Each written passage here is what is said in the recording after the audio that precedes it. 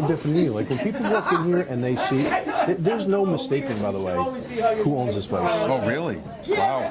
John. Wow. It's not because you're arrogant. It's because you got a presence about you. Like that's important. That's the it factor that I can't ever put my finger on with people. I can't say it's this specific thing you do. It's just the way people carry themselves. Deshaun's no different. You know, tons of clients like that. So what does he do now? So Deshaun has two companies. He's got a real estate investment company, and he's now starting a media company. Oh, wow.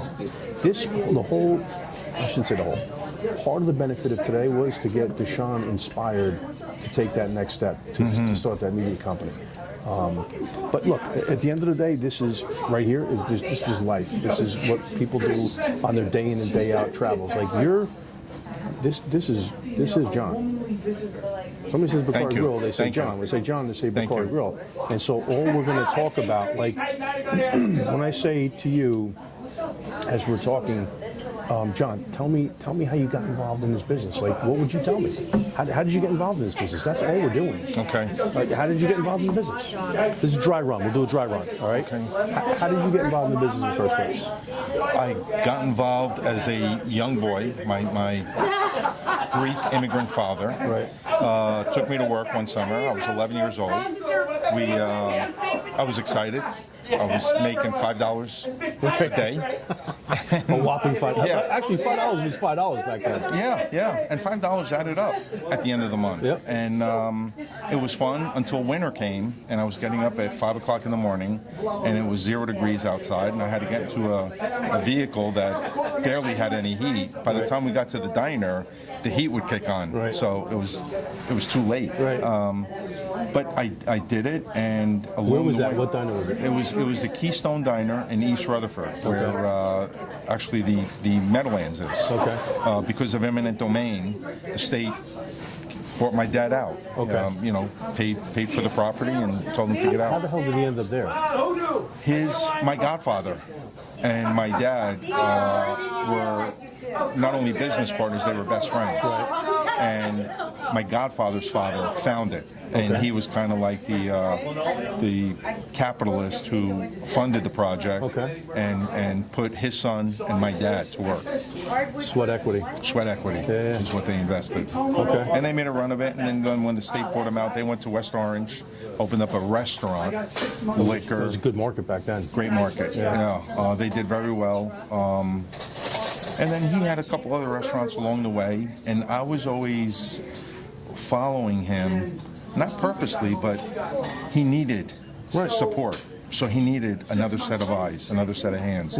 So I would be a prep cook, I would be a busboy, I would be a dishwasher. Then I graduated to being a bartender, to being a waiter. That's where the fun was, by the way. Oh, bartender. To be like a young, good-looking Greek dude behind the bar, I'm sure you had fun. It was a lot of fun, a lot of great memories. And then it got to the point where we found a place in Paramus. I was 25 at the time, and my dad said, "What do you think? You ready for it?" And I said, "Yeah, let's go." And I had some money saved. My parents had more money saved, and we bought a restaurant in Paramus, our hometown. Right. And as you say, like, this is John's restaurant. People would say to me back then, "Let's go to Johnny's place." It was called Brassey's. Yeah, I remember but it was Brassey's known as very well. it was known as Johnny's. Let's go to Johnny's place. And somebody said, "Why don't you just call it Johnny A's? Change Brassey's, get rid of it, because you're always here, you're working it. You deserve the accolades instead of Brassey's getting it. I was like, that's not my style. That is not your style. No. I'm a team player. Yeah, no doubt. You are the man behind the success of every place that I've ever been a patron of and a guest of. Like, I've been to Brassey's, I was at the Bogey Inn, now Bacari, like our favorite place in the world. And there's so much to talk about in this place, and we'll talk about it, when we get rolling. But tell me the story about when you were a kid at Bergen Catholic. You're not even Catholic, right? No, Greek Orthodox. Correct. Greek Orthodox. Your parents sent you to Bergen Catholic, and as a freshman, you decided to try out for the football team, correct? As a freshman, I actually played soccer. Okay. The boys across the street from me that were also Bergen Catholic guys, one 2 years ahead of me, one 1 year ahead of me, were soccer players, very good soccer players. So they encouraged me to go out for the soccer team, which I did. did, and I hated it. Okay. My sophomore year, I went out for the football team. Back then, they had cuts. I remember well. They only had so many uniforms, so much equipment. So I tried out for the football team, made it. Then again, made it my junior year. Junior year, we went to the state championship. We had a great team. Didn't see much playing action, and thought maybe when I become senior, I'll see the field a little bit more. Who were the players back then? Give me some of the names of the guys. Tony Rocchio, Jack McGovern. Tony Rocchio, Jackie, Jackie Kevin State O'Shea. Center. Yeah, Right? yeah. Jack was tremendous. Jack and Tony were phenomenal. Yep. Just had a great team. You remember Pierre McGuire? Pierre McGuire, I think, came right after us. Okay. Right after, I think I just graduated when he came on. Okay. You that old? Yeah, 77, class of 77. We went through double sessions the summer of 76, and I'll never forget. I think it was the first day of school. Came home and having family dinner. My dad says, "Hey, I got you a job." And I said, "Got me a job?" I said, "Dad, I'm playing football." And in his thick Greek accent says, "Playing football?" He says, "You're going to be a professional football player?" And I said, "No." He says, "I got you a dishwasher job. You're going to make money." And I thought to myself, without speaking back to my dad, I said, Absolutely unthinkable. "What am I going to be, a professional dishwasher?" Right. And here, 40 years later, I'm washing dishes on Saturday night. Yeah, every once in a while. Sometimes, I know that. yeah. So, that was kind of like where I really got his work ethic. Yep. I understood it, responsibility, accountability. I became more aware of the impact that I had. Like, I couldn't call out sick. Right. Because there was only one dishwasher. Yeah. And I had to be there. No luxury. So, no luxury, Yep. no. And, but the money was more than $5 a day. It was better money. And once you get a taste of that, it just fed me, and he was right. You know what's funny, John, is like I talk to so many people in business, especially entrepreneurs like yourself, and they've taken something that was a negative and turned it into a positive, because as a 17-year-old high school senior, that's devastating. Your dream, I'm sure, at that point, is to play high school football for Bergen Catholic, a dominant state power at that point in time, and Dad comes to you one day and says, "What are you going to be, a professional football player?" And up in a puff of smoke goes your dream, but you turn that into a level of accountability and a work ethic that serves you to this day and beyond, obviously. And by the way, because I'm a guest of this restaurant all the time, Bacari Grill, I see it. I see you in all of the staff and the level of attention to detail, the loyalty, because you have so many long-term people here. That's a testament to, I'll say, your parents and to you, because I see that in them every single day. Talk about the early years for you. Like, the first place, Brassey's, was like the first non-diner, I'll call it like a real restaurant environment. With a bar. What was it like in the early days of Brassey's? Well, the first day of Brassey's, my dad always instilled in me, you need to know every position in the restaurant. You need to know Great how advice. You need, from top to bottom and bottom to top. Yeah.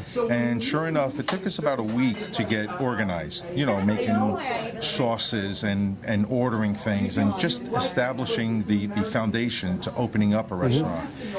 And true story, the day we're opening, we have a cocktail party. And the chef says to me, "I'm going to go down the street to the deli and get a pack of cigarettes." He was a cigarette smoker. And I said, "Okay, fine." So he went, never came back. So the next day we're opening, and I got there early. I got there at 7 in the morning to open up for lunch. And Manny was his name. No show. Wow. And then the next day after that, no show. So I assumed the responsibilities of being the chef. I'm not a chef. I'm a cook. How old are you at this point? I was 25. Oh my God. Just turned 25 years old. I mean, truthfully, were you crapping in drawers at that point? It was difficult. Okay. Yeah. It was a test. You know, I didn't think it was a test at the time. I was upset. I was frustrated. I didn't know what I got into. But you went to work. I went to work. I mean, that's it in a nutshell. I had no right? choice. Yeah. You turn a negative into a positive. So he doesn't show. You now step into his shoes. What does that prep you for going forward at Brassey's? Because that was a successful restaurant. Very successful. I mean, I know my dad. I mean, you served generations of Ceramis at Brassey's. And that was a go-to spot. The success that you experienced over there, tell me what you attribute that to, besides the fact that you got baptized by fire. Well, you kind of stole my thought. That's what it was. I was thrown into the pool. I had to swim. If I didn't swim, I would die. And I got not only tested by the chef, but by other individuals as well. And again, looking back on it, I didn't think it was molding me, but it was molding me into the person that I've now become. I've learned a lot of things on how to treat people. You know, we're in a service business, so there's a lot of, excuse my French, ass kissing that goes on. No question. And on the other side of the business, there's a lot of people trying to take advantage of you, suppliers, vendors, whether it be with pricing and it was a great learning experience. I went to college only for a limited time, but I viewed this as my education. Yeah. I was being groomed from the experiences I had there to where I am now. Yeah, well, you get to spend time at the knee of the master, your parents, right? Your dad and your mom, for sure. By the way, we share that because I didn't graduate college. I spent some time there. I went to college actually under the Blutarski Scholarship Program sponsored by Budweiser. Are you familiar with that? No. Yeah, that meant I drank my way through the first year of college, and then they decided I wasn't going to come back again. What school was that, by the way? University of Rhode Island. Oh, okay. And unfortunately, they couldn't take a joke. Dean Harris, I still remember the man's name, because even after they threw me out, I was able to talk my way back in for another 6 months.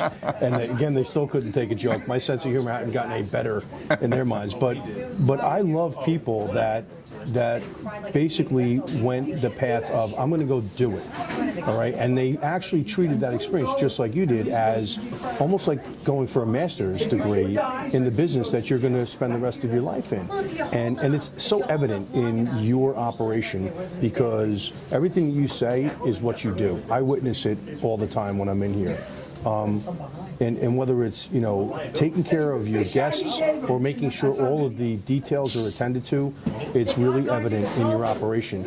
Tell me one or two words that you think describe your operation the best today at Bacari. Like, what are one or two words you would use to describe your operation from the business side? From the business side, I would say consistency is certainly one. Again, my dad always said, when it comes to food, either be good or be bad. Don't be good and then bad. Good. Don't confuse your customers. Know what to expect. Be consistent. Yep. And you'll find the people, whether you're good or bad, you'll find your customers. But don't confuse your customers. Yep. So I think consistency is a big part of it. That's genius, by the way. I mean, this is from a man that I think went to maybe 5th grade, has a 5th grade education. Wow. Yeah.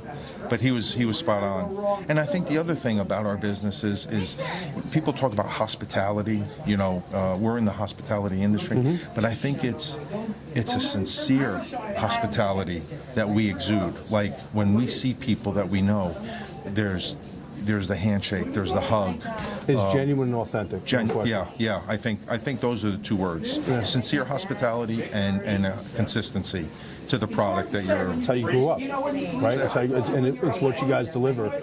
And those are words that I would use, by the way, when I think about this place. Listen, you know it's my go-to place. If I'm having a business meeting, I'm coming here. But there's a reason why I want to come here. First of all, I love the fact that every time I come in here, you know, the folks that I'm encountering on a regular basis, your team of people, they're consistent. It's not just the food that's consistently exceptional. It's the people that are here. And that speaks volumes about how you approach your business. It's funny because I came in here a couple days ago with Mary and my daughter and my mother-in-law, and we were going to do a little pregame appetizer before we went to the Bergen Catholic basketball game to watch Don Bosco versus Bergen Catholic. And they were having a pre-meeting with all of the servers, and it was the pre-shift meeting where they talked about what was on the menu, etc. Those are the kind of little things I think that make a great, a really exceptional restaurant, and you deliver that on a regular basis. You obviously have something in mind. What are the one or two words you want your restaurant guests to say about this place when they leave here? I would like them to say that it was a comfortable environment. We try to provide comfort. It's, going out to eat is diversion to regular life. Amen. So we want them to have a comfortable experience, and we want them to have what we like to think is a value-oriented experience. I know a lot of times I'll go to a restaurant, especially new restaurants, and you'll get a drink, and sometimes you see the bartender pouring it into a jigger. And when I go out to eat, I want to eat and I want to drink, and I want ample portions, not over the top portions, but I want value for what I'm spending. And if customers say I got great value and I was very comfortable, we hit the mark. We live in a world where everybody wants to measure everything. And I talk about this in my business on the automotive side, is that the ultimate metric is, do my customers, do my patrons or guests come back over and over and over again? And if the answer is yes, then you're doing something right. Correct. And that's the metric Correct. that ultimately any business is measured by. And by the way, you've got that in spades over here. I mean, you can't walk into this place on a Thursday, Friday, Saturday night and expect to get a table. I mean, every once in a while you can sneak somebody in, but the word is out. Like, there's no secret about Bacari. Well, thank you. Don't thank me. I thank you, because it's an easy decision for Mary and I to make to go out. But there's not a person that I've come across that doesn't say the same thing. So when you talk about consistency and the exceptional experience that they have here and the level of comfort, I know I'm not unique. I'd like to say that I'm special and I'm unique, but the truth of the matter is there's so many people out there that say the same thing about what they experience at Bacari. I could talk about Tim McCarthy all day long, Michael Marin, all the guys Right. we know that are in here on a regular basis, and that's just two or three to name a few. What you deliver is exactly what you seek, at Bacari. Talk to me a little bit about your staff, because your team, the food is exceptional. The ambiance is exceptional. We're going to talk about what you've done recently, because I know it wasn't just you. I'm giving Lisa a nod. Lisa, I'm telling you right now, you're getting a nod, and your daughter. Right? Yes, because thank you. They have a big role in what's happening here today. But your staff, your team over here is incredible. I don't care if I'm talking about the busing staff with Javier, Linda, Barney, the servers. I mean, there's such good quality people here. Your bartending staff has been with you for years. What's the secret sauce? I think it's a two-way street. I think what we do is we cater to an exceptional clientele. Okay. And I think because we cater to the names you mentioned, as well as yourself, and again, for a lack of better words, there's no riffraff, there's no Right. trouble. We deliver a high quality product with high quality people to quality people. Our guests are top notch. It's a who's who. I mean, and you know that. It's great, yeah. You walk into this restaurant on any given day, and it's a who's who of the power folks in the Bergen County area. Yeah. And that's a testament to what and they our experience. staff makes money because of our clientele, and I think that attributes to their longevity. I think we have a good work environment. It's a clean environment. It's a comfortable environment as well, not only for our guests but for our staff. And it's about how you treat people. You have to reward people. You can't be greedy and say, you know what, I'm making money and I'm going to put it all away. You've got to share. You've got to reward people when it's appropriate. And I like to think How are I you do. finding these folks? Because the one thing I'll tell you that I think is ridiculously consistent is that even the new folks, the new faces that I see in this place, when they come on board, they're good quality people to start with. And they tend to stay for a long period of time. Where are you finding these folks? We're here 25 years, and I think we've established a reputation, and I think people that come to us have come to us via other establishments with similar and or greater reputations and or work ethics. So they come to us and they kind of just like fit right in. And we know if an individual comes, I always say to the staff, it's like a sev, where you're trying Straining. to strain, Yep. you're straining out any, hard, bad particles. You want, the good stuff to slip through, and that's what we have. Anything bad just stays in it, and we toss it. And Right. we kind of know people. I think our staff has a niche. The bartenders have a niche. The kitchen staff, the front of the house wait staff, they all have their niche, and we all, I think, collectively know if a person's going to fit our team. You know, there's a lot of chemistry that Well, goes that's on. critical. I use that term all the time when I talk to business owners, and I talk how important it is to have the right people in the right place and the right types of people meshing together chemistry-wise. And that we all see it on the front end of the business, but there's a part of the business that we don't talk about on the back end that makes the front end possible. And you spend significant time back there. What's the secret back there in terms of the back end chemistry? Back there, I have to credit Peter Angelakos and Julio Nunez. Both have been with me. Julio's been with me for, I want to say, like 23 years, 2 years after we've opened. Peter came to us, left, opened up his own business, came back, left one more time to go work with his cousin, and again came back. So I think that's a great compliment to what we offer and the type of establishment we are. But again, I like to think that we reward them, and there's a lot of fun that goes on. When it's time to work, we work. But when there's other times, there's a lot of fun. It's a light environment. Right. It's a stressful position at times. Saturday night. Saturday night's busy. 8:30. I see you busting tables on a Saturday night, And by the way, that speaks to, I think, the lead, right, and the way that you act in terms of your ability to drive this business is you're not afraid to roll up your sleeves, you're not afraid to bust a table, bring a drink out to a table, you're shaking people's hands at the door, you're back in the kitchen, and I think people feed off of that type of energy, on a daily basis in this place. Even the front of the house, let's talk about your daughter, because she does a tremendous job at the front. I know that the young ladies that are at the front of the establishment are the face that we see right away when we come into the door. She's had a lot to do with what goes on up there. Yeah, Alexa's really matured and grown. This business, like many businesses, isn't for the thin-skinned. You need to establish a resilience and an understanding of sometimes, people aren't in the best mood and they come in and you have to accept that. You take the good with the bad. That's what my dad always said. Some days are going to be better than others. And, no doubt. But she's learning and she's growing and she's starting to accept the role. And I told her it's a rewarding business. You meet a lot of great people. You meet a few that aren't so great, that rub you the There's wrong only way. like 8 or 9 of them, but Jim Rohn said they move around a lot, so you keep bumping into them, True. But it's a very rewarding business. Probably the downside to the business is the time. Yeah. It consumes a lot of your time. But it scares a lot of people off from this business, especially second and third generation. Yes. Folks, a lot of them don't succeed because they're not willing to put the time in. Correct. It's a sacrifice. I see that with her because I see her here all the time, and that's a testament to you and Lisa that you've prepared her for the opportunity, I think, in a very fair way, because she knows what to expect coming in, and she's willing to put the time, effort, and energy. Absolutely, yeah. And she has it, by the way. Thank you. That I can't That's put a my great finger compliment. on, but she has that personality that when you walk through the door, doesn't get flustered. No. Keeps a pretty even keel about her. And that's not easy for a youngster. I mean, I can call her a youngster because she's like half my age, but she doesn't get flapped. And I've seen it busy in here when she's running the show up front. She doesn't get flapped. So she's got a good personality for the business. So, no doubt. I hope she continues. So do I, by the way. Selfishly, I hope you do, Alexa.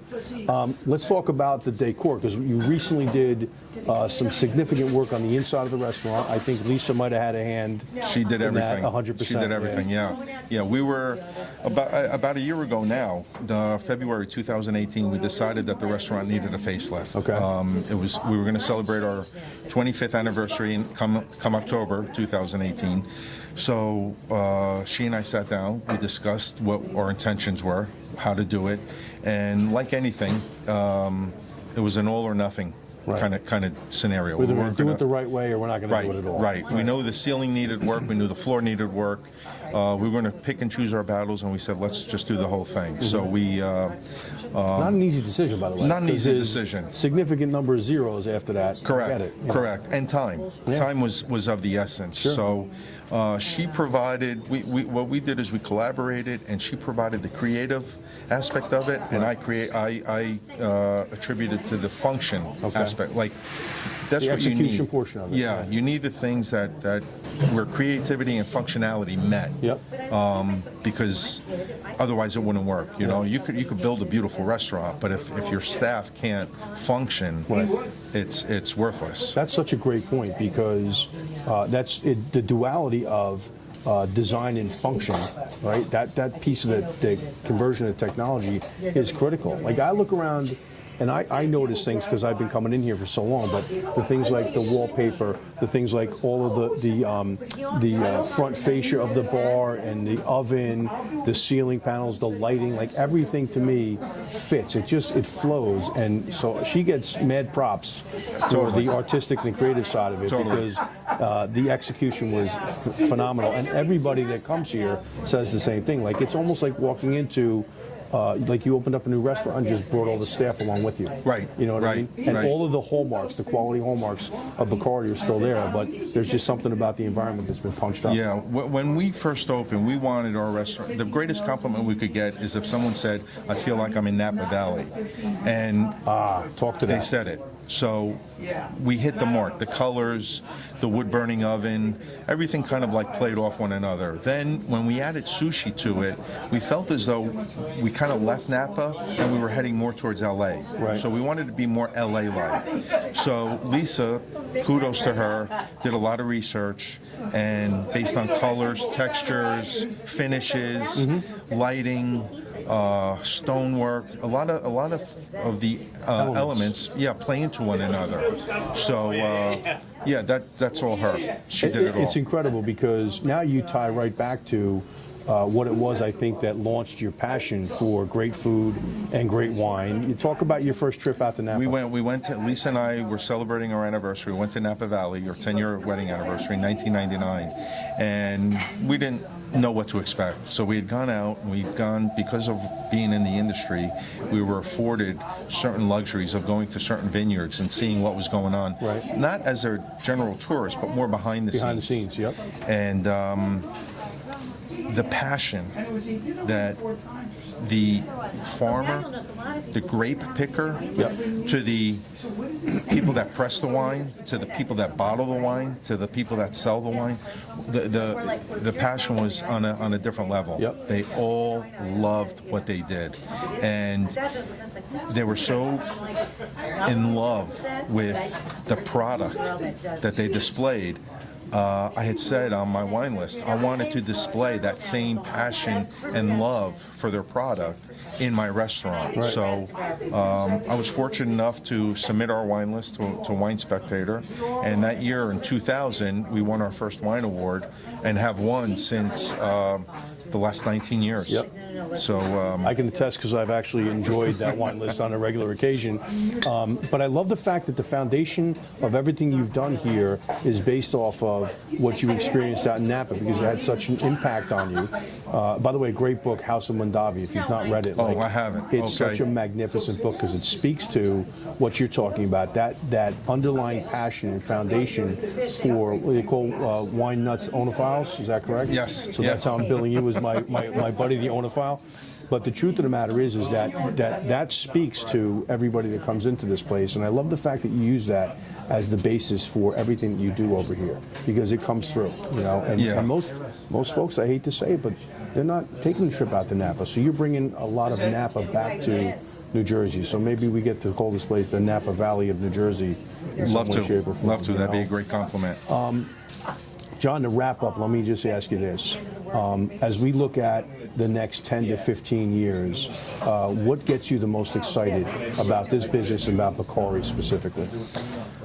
I think again, referring back to my dad, never rest on your laurels. Mm-hmm. We're here 25 years. I think we're establishing a reputation as being, one of the premier restaurants in Bergen County. I've always said we're the shadow to New York City. You know, you've got New York City, the best of the best, the best in the world, some restaurants. But I think Bergen County holds its own, and there's a lot of people, my peers, you know, Savini's, the Brick House, Varka, great restaurants, Sanzari's.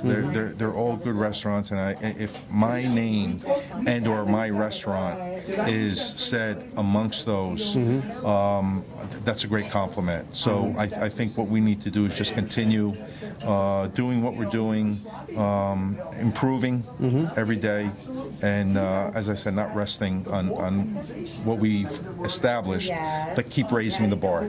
The neat part about it is funny because I saw Joe Sanzari in here last week, and I keep bumping into him. You know, Borelli's down by the beach in Spring Lake. I see him on a regular basis there. But the truth of the matter is that you guys all push each other to get better and better, and we're the beneficiaries of that. You know, because the friendly competition amongst all of you restaurateurs pushes the quality higher and higher. And so I'm giving you kudos right now because you all seem to be answering the bell.